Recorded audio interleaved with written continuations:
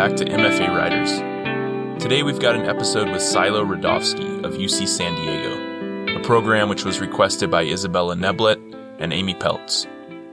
But before we get to that, I wanted to let you all know that I successfully defended my thesis a few days ago, and that means there are graduating MFAs all over the country who are defending theirs this week. So good luck to all of you, and congrats on finishing your MFA journey. I also wanted to give a special shout out to my close friend and cohort mate, Emily Standley, an amazingly talented essayist and extraordinarily kind person who successfully defended hers yesterday. Congrats, Em. You can find MFA Writers on Instagram and Twitter, as well as mfawriters.com. We love to hear from listeners, so feel free to shoot us a direct message on one of those platforms or an email at mfawriterspodcast@gmail.com. And if you have a minute to rate or review the show, the best place to do that is on Apple Podcasts. Doing so will help boost our podcast as we try to boost these amazing writers. Also, if you or someone you know would like to be a guest on the show, you can apply at mfawriters.com. Finally, as always, thank you for listening, and we hope you enjoy the episode.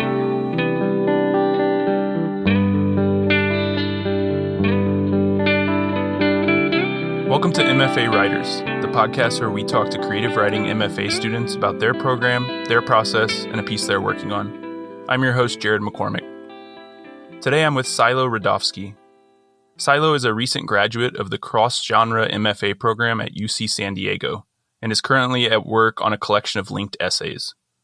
Her essays, articles, and stories have appeared or are forthcoming in Entropy, Pank, Sunday Theory, Teen Vogue, Inkwell, Alchemy, and Identity Theory.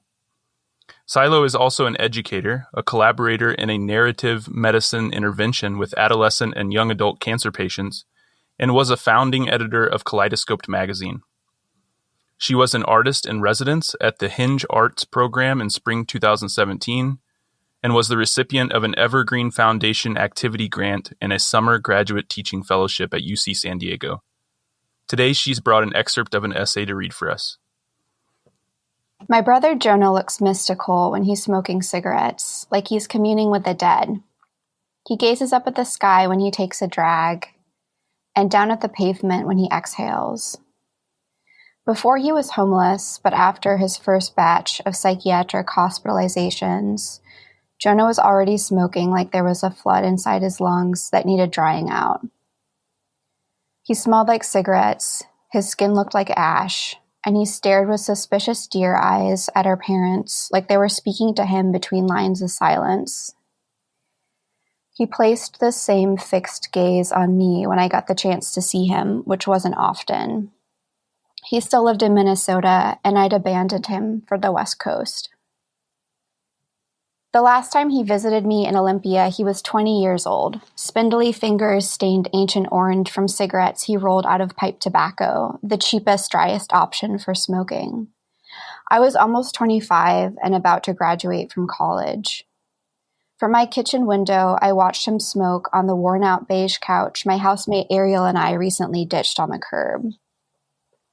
Our next-door neighbor, this guy we nicknamed Potatoes, joined Jonah on the couch. Potatoes' khaki shorts grazed just below his knees, no shirt, slinky ponytail dangling down from a backwards baseball cap. Potatoes looked like Olympia's local Kid Rock. Jonah looked like a kid brother all grown up, a bit frayed and side-eyed. Potatoes said, "Hey brother, mind if I join you?" Jonah didn't mind.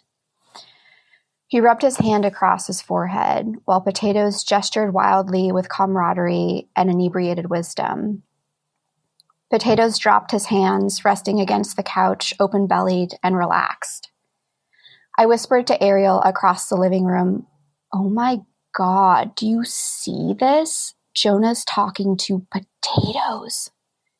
They were having some kind of heart-to-heart. Potatoes lived with this guy we called Meat, a contractor who grew corn in their backyard and parked a classic car in the driveway.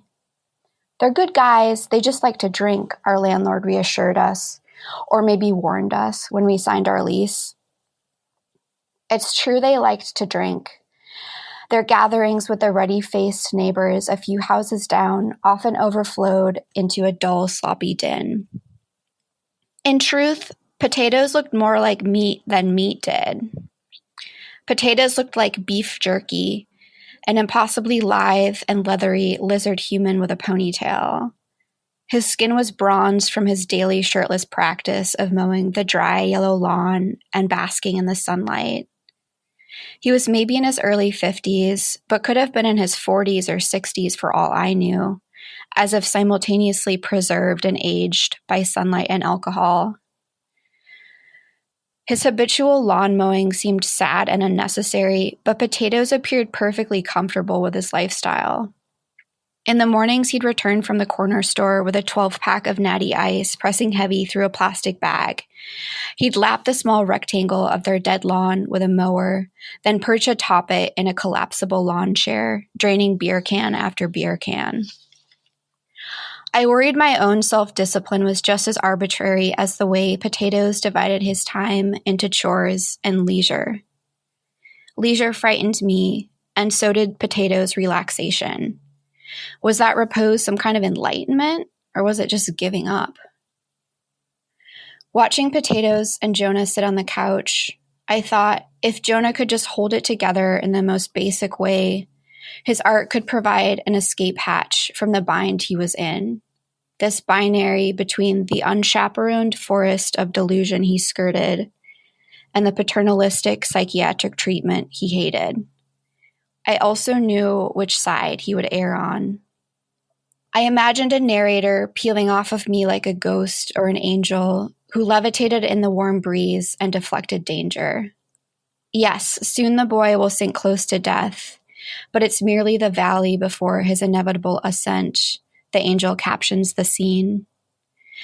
It's the beginning of a novel that will be like dialysis, filtering experience in real time before it damages my organs. Fiction that freezes reality before the bad thing happens. Fiction where it is safe to admit to danger because suffering has a denouement and it is grand, full of bright, flashy lights and stable living situations. Street life will smack him, but he gets out quick. Siloh, thanks for reading that. That was such a good reading. It was so nice to hear you read it, and I'm so excited to talk to you. Thank you so much, Jared. I'm really happy to be here. Well, before pursuing writing or higher education, you spent several years involved in what you called anarchist activism and restless train writing. So I have to hear about this. So maybe you could tell us a bit about that time in your life and the ways that you see it influencing the person you are today as a writer, a student, and a teacher. Yeah, thank you, Jared. Yeah, I mean, that time in my life was so central to both like my journey, like to away and then back to creative writing. I came of age in the Twin Cities in like first punk and then like anarchist activist subculture. And when I was 16, there was an announcement that the 2008 Republican National Convention was going to be held in St. Paul, my hometown. And that sort of like cued this like deeper involvement in a particular kind of like anarchist organizing. There was this group called the RNC Welcoming Committee that was like, you know, the anarchist welcoming committee to the political convention. And it was sort of like the last like failed gasp of what I've heard people call the summit model of protest, where like a lot of people who were involved in that group, I mean, it was like a small group, but like several people who were involved in that group had come of age themselves in the late 90s anti-globalization movement, which had these like sort of supposedly like they're very successful at sort of what they had intended to do in terms of shutting down certain political like spectacles or events. And I think that it, you know, several years later after their own disillusionment, there was this sudden enthusiasm that we were like going to be able to replicate that, which like did not happen. And like the event itself was like, a kind of a political catastrophe in terms of like some legal issues. And we found out, I was like 18 at the time that this happened, that it was revealed that that group that I'd been a part of had been infiltrated by both the FBI and the Ramsey County Sheriff's Department.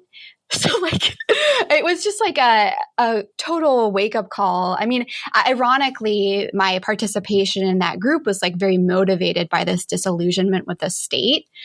And yet like it was still shocking to experience and witness state violence and sort of the capacity of the state to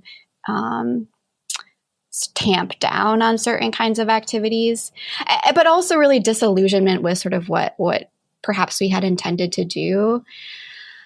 And so that coincided with my graduation from high school. And so I spent the following several years sort of very driftless and a lot of traveling. I rode trains a lot. I hitchhiked a lot.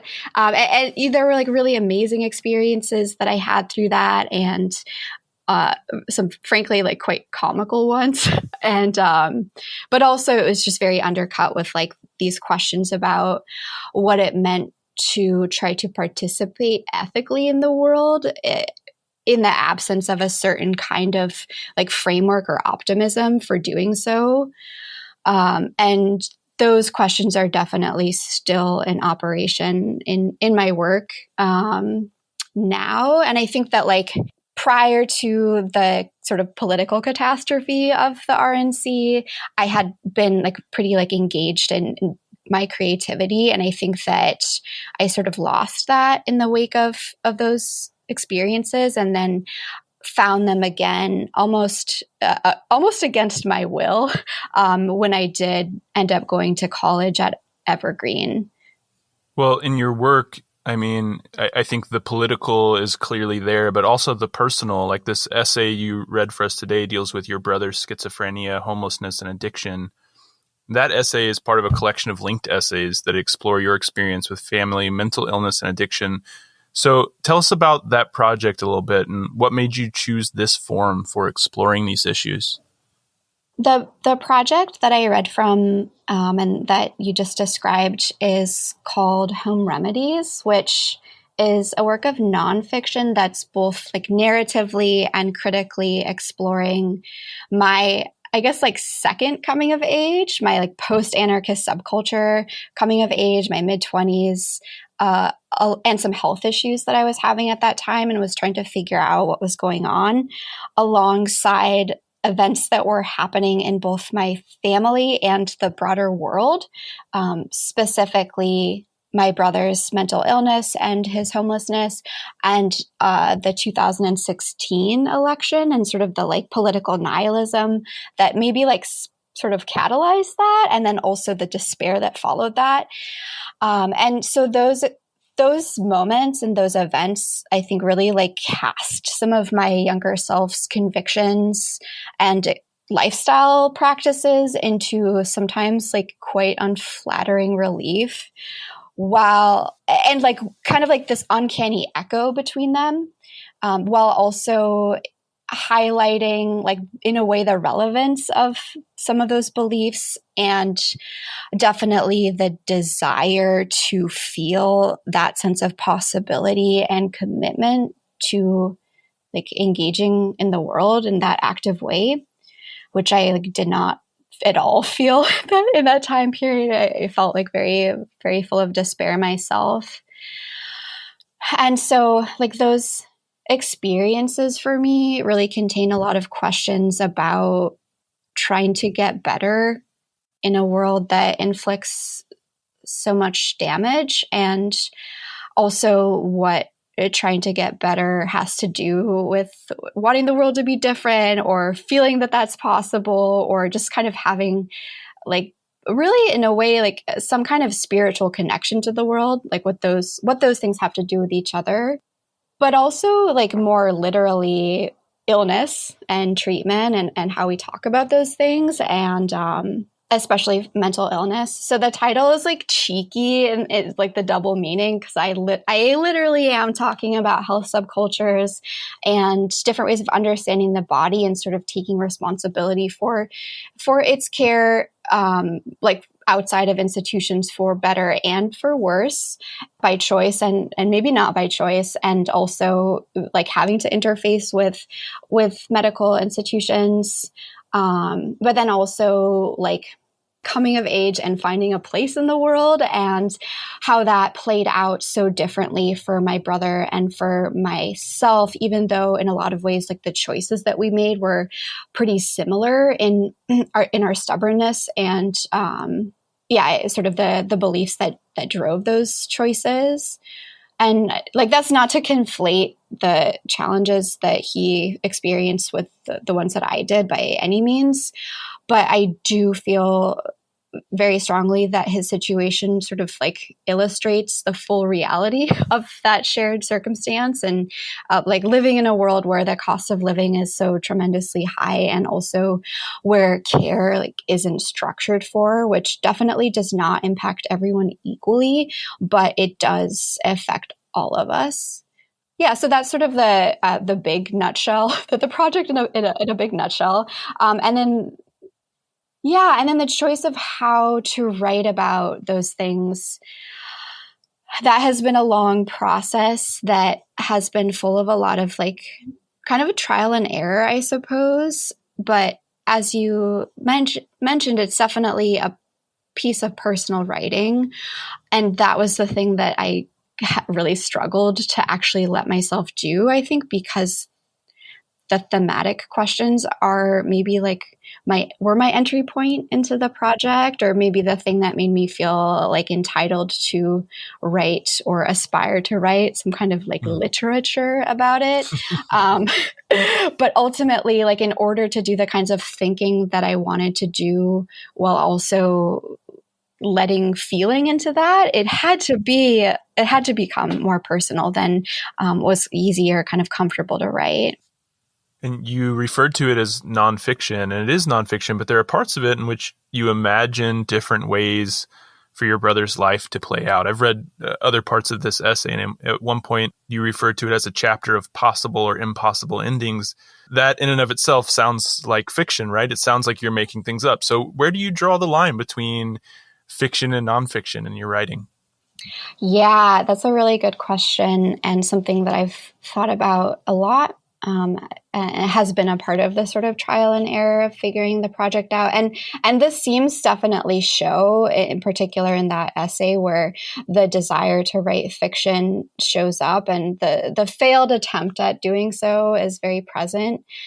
And so, yeah, I think there's a lot I could probably say about like the trajectory towards embracing nonfiction, but just in terms of drawing the line between fiction and nonfiction, I think that one thing that sort of freed me up to allow myself to write nonfiction is realizing that there actually could be space to use these techniques and these devices from fiction to sort of compress something that might otherwise take a lot of space to write, but also just how much speculation has to do with engaging with reality, or especially desiring things to be different. And so I think that there can definitely be space for speculation inside nonfiction. Yeah, but it's really important to me that this project is perceived and sort of framed as nonfiction, because the uncanny reality and those similarities between these different experiences made me want to write fiction initially, just because it seems so bizarre. But actually, I think that bizarreness of real life is part of what is so striking to me about these experiences, and also the fact that bizarreness is also a product of these very sort of real historical conditions, and so wanting to make that very legible and clear. Well, having come from that anti-authoritarian background, you told me you didn't want to write what was expected of you or do things the easy way, but you wanted to write things that made sense to people, even if they were super weird and surprising. So how do you foster exploration in your creative process while still writing something that's accessible to the average reader? Oh gosh. Well, I think that like I've been very humbled by the process of learning how to do this kind of writing, and that like that urge to not do things the easy way or to kind of like approach things on my own terms. I I don't really have a way around it because I just think it's so much the way that I'm like wired. But the humbling came in just sort of the real consequences of writing things that that aren't legible, and sort of like the ways that I was going to have to learn certain literary techniques in order to make that work more legible, or sort of aspire to do that. Which I guess is to say that like I've been engaging more with conventional literary techniques, but sort of on my own terms, or like on my own timeline, in a way where it's more piecemeal of like, I want to do this one specific thing. Like, how do people do that? And I guess like that's like the experimentation. Is it's not how do I make work that's the most innovative for its own sake, but like what does this particular project or this particular set of questions like sort of need in order for me to be satisfied, or in order to sort of do justice to the material. And so that is not something that is necessarily like preset. I mean, I'm sure even writers who don't identify at all with experimental approaches feel similarly. But yeah, I think that's it for me, is that like, there's no like one specific genre that has clearly presented itself to me as like the way to do this. And so it's been a lot of like kind of technique collage, I think. And then, yeah, that has sort of moved me in a certain direction, but it's been a sort of meandering path. Well, you mentioned that you're kind of embracing conventional storytelling methods a little bit more these days. I'm curious if that's something that comes in the revision process or during the writing process. I guess I'm mostly just curious what your revision process looks like, and if you're thinking about how you could make something slightly more conventional so that it's more accessible, or what exactly you're thinking about as you work through revising a piece.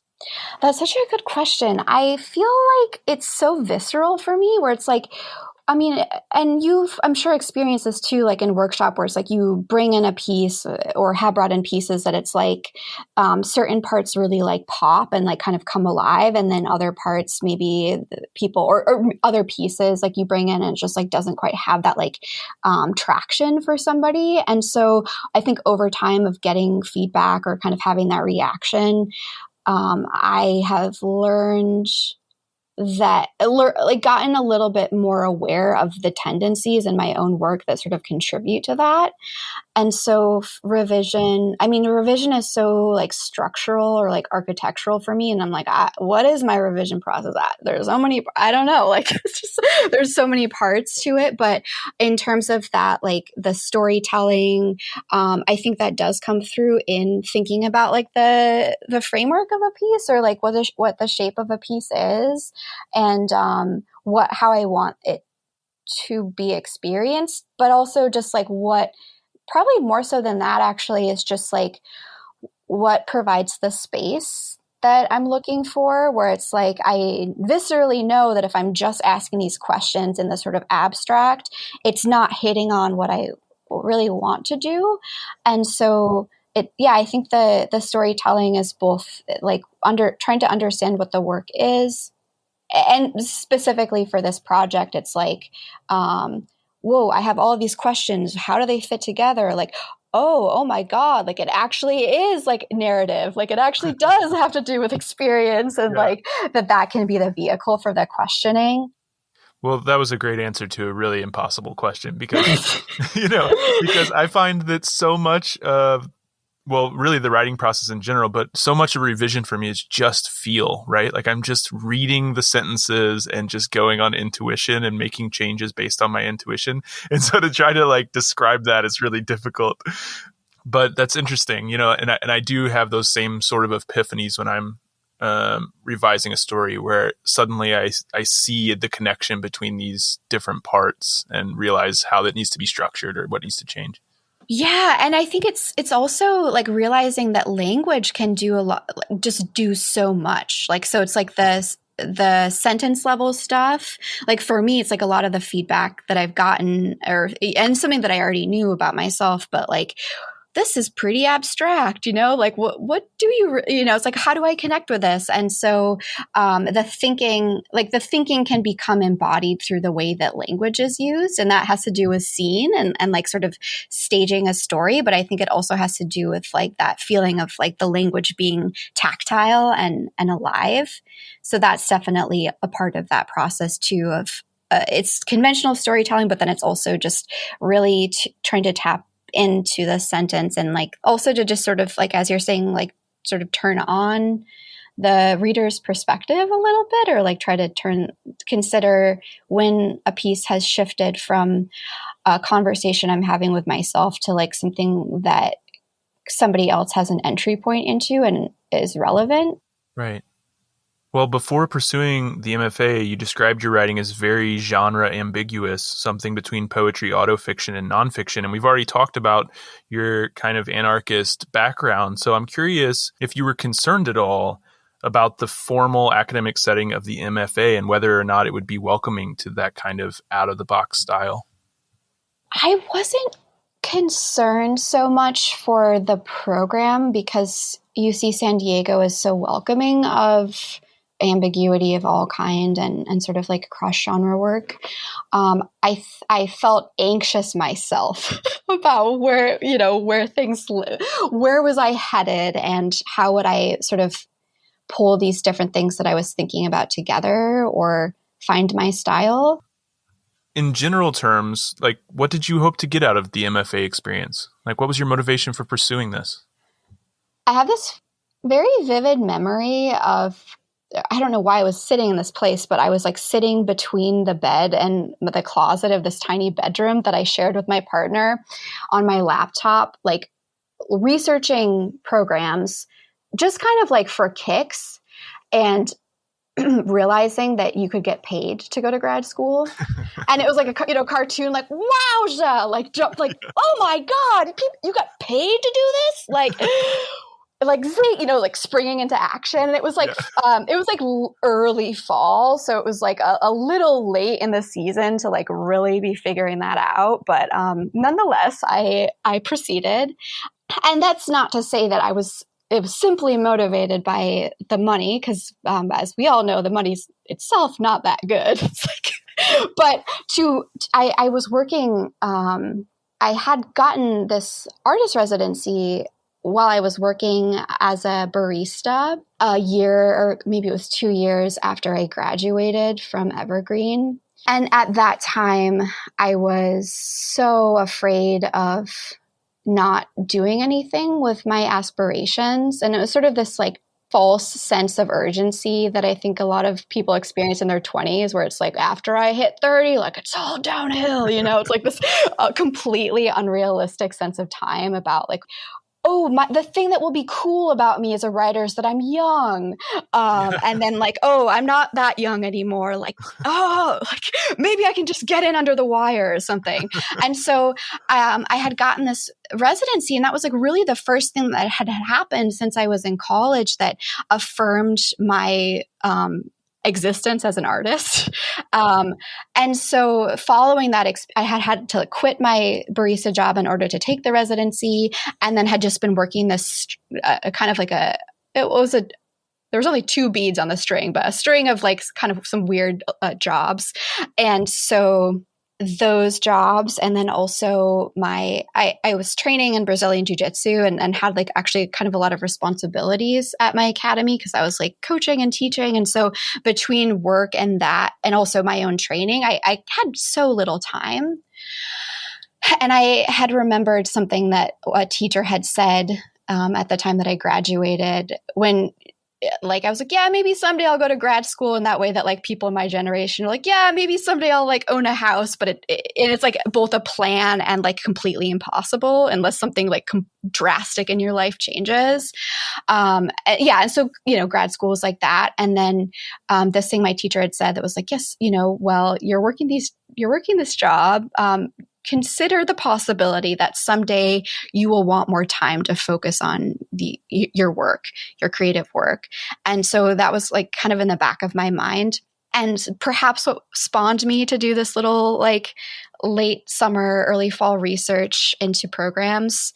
So yeah, I mean, basically it was just like I felt very confused about my work, and desiring some kind of structure that would help me sort of navigate these questions and the particular project that I was working on, which is the one that we had just discussed. And then also just the constraints of my life, like didn't really permit the kinds of engagement with the work that I wanted. And I had this really idealistic sense that I could be like somebody who worked like a wage job and then also had like a robust creative practice. And I'm sure that that is possible for some people. And it just wasn't happening for me. And so that was what motivated me to pursue an MFA. Well, the MFA at the University of California, San Diego is a 2-year fully funded program with an optional third year. And the program sounds sort of made for you. All graduate writing workshops are cross-genre and often interdisciplinary, investigating and often undermining a studio versus academic distinction in advanced literary education. So I was hoping you could tell us a bit about these workshops and what this cross-genre work looks like in practice. Totally. So, it is cross-genre. The workshops are everyone together. So there's no separation between those who are more interested in fiction or poetry, etc.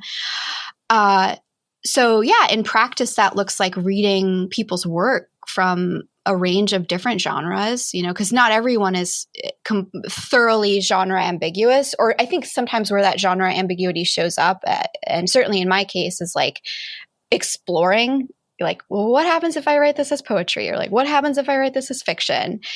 So it doesn't mean that all pieces being workshopped are themselves cross-genre, so to speak. But that influence of people thinking about what different genres can do, I think shows up kind of constantly.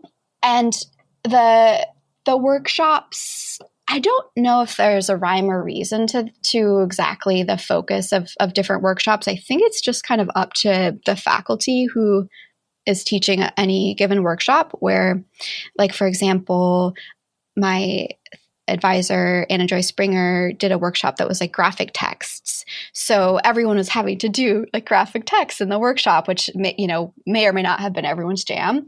But you learn. I think you learn a lot about like, well, because you could say it's seen as really image rich. And so what's the pacing of prose, like a piece of text prose? Like what does graphic text have to teach you about pacing and sort of like image and sort of language? So yeah, I learned a lot from the different workshops. Now that I'm out of the MFA, and I felt this too, like when I completed my last required workshop and was just like, yes, now I actually can do the writing, like, because like that's the thing about the MFA, that the most formal and sort of rigid part of it is that you're just kind of constantly having to show work. Yeah. Like it's not just the producing work, but it's the showing part. Uh-huh. And I feel like, and especially with like some aspects of this project that we've been talking about that I'm working on, like it can be really hard to show writing and process, not because of the content per se, but because of not knowing like what the fuck you're doing, sort of. Yeah. And I think that like maybe that is heightened in a program where people are sort of like often still finding their style. Not everyone. Like I think some people are like pretty set in their style. But yeah, I mean, it was just beyond that. I mean, just like the other part of workshop is just getting to read people's work and getting to kind of being forced to read pretty widely in terms of also people's aesthetics and tastes. And so I think that was just a very enriching experience.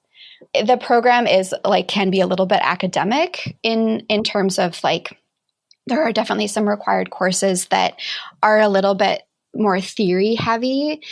And I felt like that was helpful. There were aspects of that were helpful, and aspects of that and I think as with maybe any grad program, it's just you do so much reading and not all of it is relevant. So speaking of the academic side of the program also encourages interdisciplinary research, according to the website. And as part of your thesis, you worked with a historian of neuroscience to design and implement an expressive writing intervention with adolescent and young adult cancer patients. So I have to hear about this experience. What was that like? Yeah. Oh, yeah. So just to clarify, I had on my thesis committee and was very privileged to work with a historian of neuroscience, Kathy Geer, who's in the history department at UCSD. And so research that I did with her was hugely impactful on this project, not just in terms of sort of thinking about like illness and in different ways of that it has been conceptualized historically, in mental illness in particular. But I think also it was just like the sort of like ethical stakes of some of those questions were like really brought out in my conversations with Professor Geer. So that was something that I really felt lucky to do. And I think I was like, the program in particular enabled me to do that kind of research where, a lot of people have on their committees, because you're actually required to have somebody from outside the literature department. And often people fulfill that with somebody in the visual arts department or something that's more kind of like explicitly related to the arts. But for me, especially just because I've sort of straddled these boundaries between healthcare and writing, but then also creative writing and then sort of like critical writing and thinking about illness in particular. That was like sort of where my interdisciplinary focus was nurtured and sort of enabled. And enabled also by being in a university that is so robust with different kinds of scholars. Yeah, so that was my research with the historian of neuroscience, and then kind of in that same vein of just like being in a kind of behemoth of an institution with all of these different academic departments, and then also healthcare, was that in my first year, I think it was, I was contacted by a doctor who's like the director of an oncology department at Rady Children's Hospital. And he was independently really interested in narrative medicine. And this was like my first lesson about writing bios, right? And like hearing you read my bio, I'm just like, oh, it's so padded with like all of these stupid accomplishments. That's like, that's actually like not the point of a bio. It's to like ideally like help people who are interested in your work like find you, not just to like impress people. And so that like exercise when I enrolled in the program, they're like, send us your bio. It was like, also describe your research interests. And so I described like my research interests or the things that I was interested in. And that was what allowed that connection to be made. So yeah, that was like a lesson to me about like self-representation, not just being about like kind of posturing. That connection blossomed into a project that I'm currently still involved in, where with this interdisciplinary team that includes people from psychology and medicine and philosophy, actually, like a medical ethicist. Yeah, we've designed, and I kind of came up with the structure for the writing side of things, intervention for adolescent and young adult cancer patients for them to get to do writing about their experiences with illness. Yeah, so that was definitely also something that being in that institution enabled. Well, as I mentioned before, the program's fully funded, and the majority of that funding seems to come in the form of a teaching assistantship.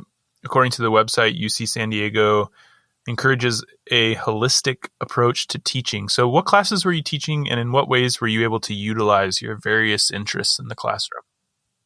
I taught my whole time in the program, and I did the 3 years. So it was my first year I TA'd for the way that UC San Diego is broken up, like it's a little different in terms of composition because that actually isn't housed inside the literature department. there's 7 what they call residential colleges. Each of those colleges has its own composition sequence. And so graduate students apply to TA to those colleges directly. And so I TA'd for the culture, art, technology composition sequence inside of 6th College. So, nice name. And that was my first year. And then I TA'd the creative writing sequence in the literature department, and then was back at 6th again for my last year, and also taught. I was able to teach as an associate in last summer, and that was a course that was it was a composition class, but it was like my dream class about intersections of storytelling and culture and medicine. But yeah, so I think it's like a little bit of a misnomer that UC San Diego encourages holistic teaching, because it's like it's an R1 university that's like structured very hierarchically, where it's like that the professor like lectures, and then the TAs interface with the students, and it's like a giant course where it's like my first time in a lecture hall with like 200 students, my first TA experience, just like, what is this, But I will say that I learned so much about myself as a teacher. Like I learned just as much about myself as a teacher and my strengths and some of my weaknesses, and also just about my capabilities from teaching composition, like as I did TAing and teaching and creative writing. I really love teaching. That was like a huge part of my experience in the program, for better and for worse, because it definitely is like a ton of energy to be an educator. And just like a lot of that is like organizational. And not all of that is like fulfilling work for sure. But yeah, it's very much a part of the program experience there. Yeah, you mentioned to me before the interview the pains and joys involved in making the transition from your life before the MFA into this giant R1 university. So I'm curious to hear a bit more about that, like what it was like being in that bureaucratic world. For sure. Well, I think just like the biggest shift is suddenly my schedule was so much more aerated, where it's like, I didn't have control over which sections I was assigned to as a teaching assistant. But the volume of hours in the week, which were sort of at somebody else's whims in a way, was like, it suddenly compressed down, to like between 2 to 4, and then classes, but that was 2 days a week. And so I had a lot of responsibility and a lot of work to do. Like it wasn't easy, but the fact that my week to week schedule had all of these pockets that I could find to do writing, like I think that was like one of the biggest shifts, just in terms of shifting from my previous lifestyle into being a graduate student, and finding kind of the space to do more writing.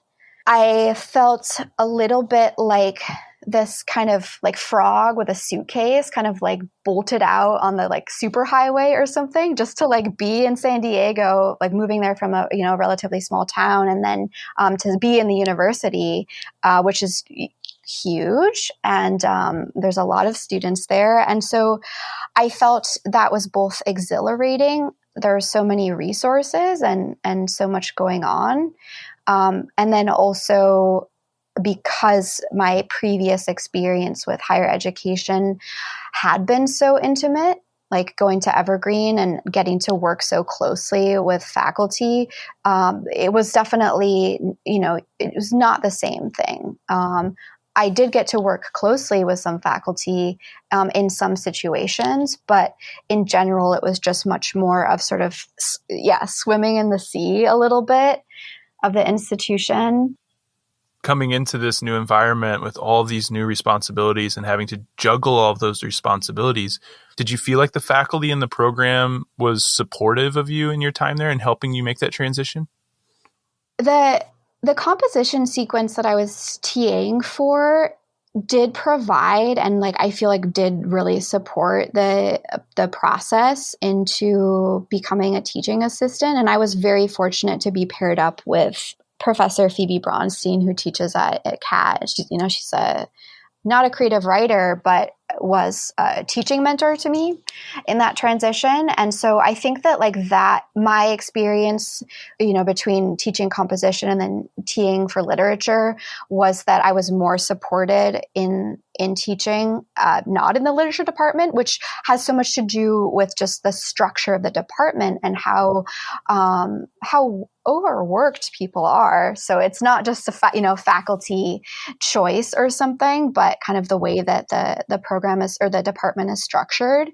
I felt very supported in that transition. And I remember with my cohort, our first orientation with Professor Springer, Anna Joy Springer, who was at the time the director of the program, where she was just very explicit. It was almost like giving us these little codes about existing in like a professional environment and like trying to make those much more legible and sort of not implicit, but stating them explicitly, where it's like little things like, introduce yourself with your full name when you're in like a kind of like a interdepartment function or whatever. And then also like be very careful about how you communicate because yes, we are your teachers, but also we are people who are potentially going to be your references if you want an academic job, and sort of gave these examples. So it was just felt like a little bit like reading instructions about what the situation was that we were in, which was like both an educational opportunity and potentially like a professionalization opportunity. And so I did really appreciate that kind of guidance. But I think like a lot of those, the transitional work, I think is something that I felt supported in with my cohort. People that I was getting to know and later became friends with. I think your experience is a pretty common one because some of these programs everyone teaches. Some of them, there are some students who teach, some who have fellowships, and then other programs maybe are partially funded where you have some students teaching and other students who aren't funded at all. And what I've heard from some students is that the ones who are teaching sometimes feel like they have more support and they have an easier time building community because there's a group of them that are doing the same thing and there are structures in place to help them. Yeah, that's so interesting. I mean, I know I should ask you questions, but I'm curious. Yeah.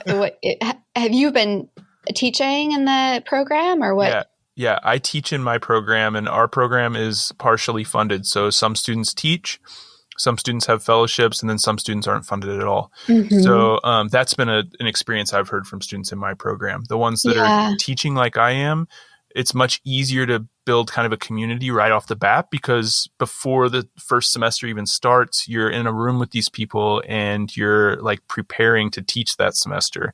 So you're getting to know the people. You're going to these like bi-weekly meetings, things like that. So there's like a structure in place for a community and for support in a way that's not there if, let's say, you're funded on a fellowship and you don't have to work for that stipend or you're not funded at all.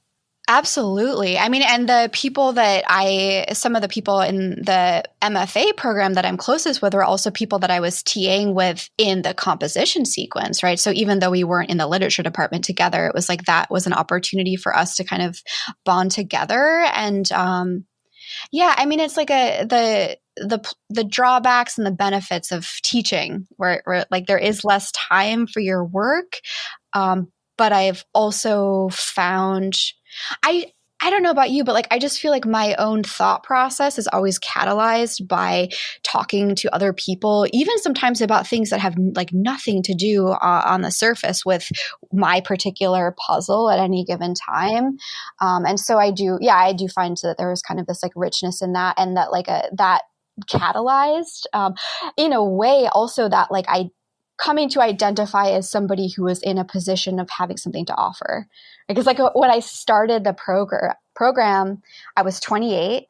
And as I mentioned, had all these like weird things about my 20s and sort of sitting in a room with a bunch of 18-year-olds and being like, oh my God, I'm a decade older, like I'm actually old, and it's like, that was like a little bit shocking, but also it was an opportunity to come to see myself differently as somebody who could be a mentor. And I feel like that was actually a really important part of my experience in the program. Well, UC San Diego, it's a fairly small program. They only accept 4 to 8 new students each year. So I was curious to hear you talk a bit about the pros and cons of a program that's that size, and what kind of sense of community there was amongst the students in the program. Yeah, I am really so grateful that I've gotten to know and be friends with some people in the program. And so I would say as a whole, like there is really a lot of sense of solidarity and camaraderie in the cohorts, and not just like in the same year of entry, but sort of like across all years in the program. That was my experience. And I don't know that it's actually like this in other programs, but there's sort of like this feeling of, because people were working on such different kinds of work, there was never really competitiveness of like, I'm going to like up realist fiction you or something like, yeah. And so a lot of like willingness to approach each other's works kind of on its own terms, and to kind of like help nurture that work. I think I like the smaller size of the program. Like I never really found myself wanting for more colleagues. I think that like people did have each other's best interests in mind, and that like that small size kind of like enabled it was not always entirely cohesive, but it did enable like at least a sense of kind of like we are one thing together, and despite all of our differences. Well, you graduated from the program last fall, and when recent graduates come on the show, I always like to ask about their post-MFA life. I know you've been doing some writing coaching since you graduated, and I was wondering if you could tell us a bit about how you got into that and what that experience has been like. I felt like towards the end of my program, like I did not want to continue working in academia, at least for this time period, in part like just because of feeling like the conditions inside of institutions are so like precarious and competitive, and that's just like there might be other ways of doing things that I would like to try out, but also just because like I feel like especially with doing unconventional work, there is this dual challenge, which is both related to craft, like how do I do this work, and sort of like those I felt so enabled by learning, even like as I mentioned, sort of genre specific techniques that I could sort of bring to bear in sort of weirder work. And I didn't know where to find those things before I went into the MFA program. But also, like, while I was in the program, I was just very aware of how academia is not, like, always 100% the best setting to really, like, go in depth with, especially a work where there's, like, a lot of, like, kind of personal charge to it, or it's easy to feel discouraged in that kind of work. And it's very like personal and emotional often. And so I think my desire and my choice to pursue doing like writing coaching and teaching outside of academia was a desire to, at least for the time being, kind of see what it's like to pull those things together. And I had worked as a writing tutor as a college student at Evergreen, and just loved getting to go that in depth with an individual writer and sort of like puzzling out. Like, it's like I get so much energy from that. And it's so specific, and it's so much attention that in academia and, you know, even in my experience at UC San Diego, as positive as it was, people are so busy, you know, there's just like not really that space to offer that kind of like attention and nurturing support often. And so, yeah, that's been my choice with, really, it's, you know, I started a business, and so that's been a weird thing, but, in terms of the actual work, I love it. It's like exactly what I want to be doing right now. And, I'm like, I kind of like I'm trying to pull like the key lessons from my program and like in my sort of trials and tribulations, like navigating genre ambiguous work, and kind of try to package it up and make it accessible, like to, if I was looking for a class, like 4 years ago, this is like the class that I would want to have found. And so, I'm teaching that in April, starting in April of this year, and then again in October of 2022. So, and I feel like I learn a lot from, and I'm sure you feel this way, but it's like, it just keeps you sharp to teach something. And so to find a balance between being in that position where I'm still teaching things, but also having a little bit more flexibility in my day-to-day life. Well, that's great. And listeners can find more information about your writing coaching and the class that you're offering at silohradovsky.net. We'll put that on mfawriters.com. Before we go, I want to give you the last word. What's one thing that you think the UC San Diego program does really well? And what's one way you think they could improve? I feel like there was never a moment in the program where I felt doubted in my capabilities to kind of pull together the work that I was doing. And so I think one thing they do really well, at least in my experience, is that kind of like not just permissiveness, but also like a really deep-seated like trust of the students' experimentations and aptitudes, and just like a kind of like deep respect for the interests that individual students have. And sort of similarly, I feel like the faculty just like really bring it with like all of their various like interests and different kinds of writing that they're interested in doing. So in teaching and also in their individual or work with individual students. I think in terms of the improvements, this is like university-wide, but a cost of living adjustment for teaching assistants, and in particular, like summer funding. And then within the program, I think there's just so much bureaucracy, as mentioned, and finding ways to make that easier for students to navigate. And then also just like, if possible, like removing as much red tape inside of the MFA program as possible, because there's a lot of labor that goes into that. Well, Siloh, it's been so nice to listen to you talk about your experience, and I'm so glad you stopped by. Thank you so much. Thank you so much, Jared. Best of luck to you with your thesis as well. Oh, yeah. This was wonderful. Turning it in soon. Thank you. Thank you.